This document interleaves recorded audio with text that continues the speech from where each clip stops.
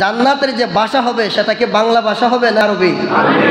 আরবি ভাষায় গান শোনাবে। কেমন গান শোনাবে?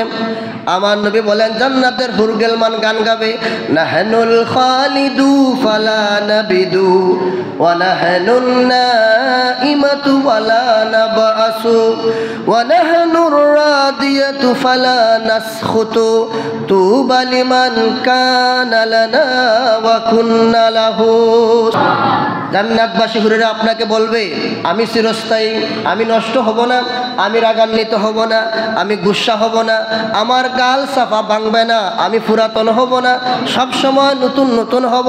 তুবা লিমান কানা লানা ওয়া কুন্না লাহু, আমি তোমাদের জন্য এবং তুমি আমার জন্য। হযরত আয়েশা সিদ্দিকা রাদিয়াল্লাহু তাআলা আনহা বলেন, জান্নাতবাসী হুরগেলমান যখন এইভাবে কথাবার্তা শুরু করবে, দুনিয়ার যে স্ত্রী আছে স্ত্রীগণ তর্ক তুলিব, সুবহানাল্লাহ। জান্নাতি হুরগেলমানগণ এই সমস্ত কথা হওয়ার সাথে সাথে দুনিয়ার স্ত্রী কব, এত বাহাদুরি হইল না তোমরা। স্ত্রীগণ আরবি ভাষায় বলবে, নাহানুল মুসাল্লিয়াতু ওয়া মা সাল্লাইতুন ওয়া নাহানুস সাইমাতু ওয়া মা সুমতুন ওয়া নাহানুল মুতাওয়াদ্দিয়াতু ওয়া মা তাওয়াদ্দান্না ওয়া নাহানুল মুতাসাদ্দিকাতু ওয়া মা তাসাদ্দাকতুন্না।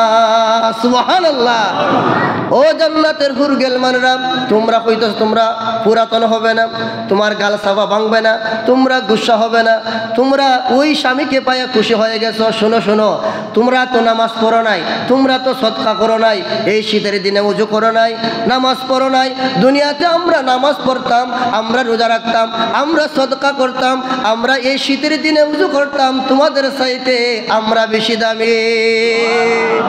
সুবহানাল্লাহ। জান্নাতের মধ্যে এই তর্কের মধ্যে দুনিয়ার যে আপনার স্ত্রী ছিলেন সেই স্ত্রী দামি হয়ে যাবে। সুবহানাল্লাহ, সুবহানাল্লাহ।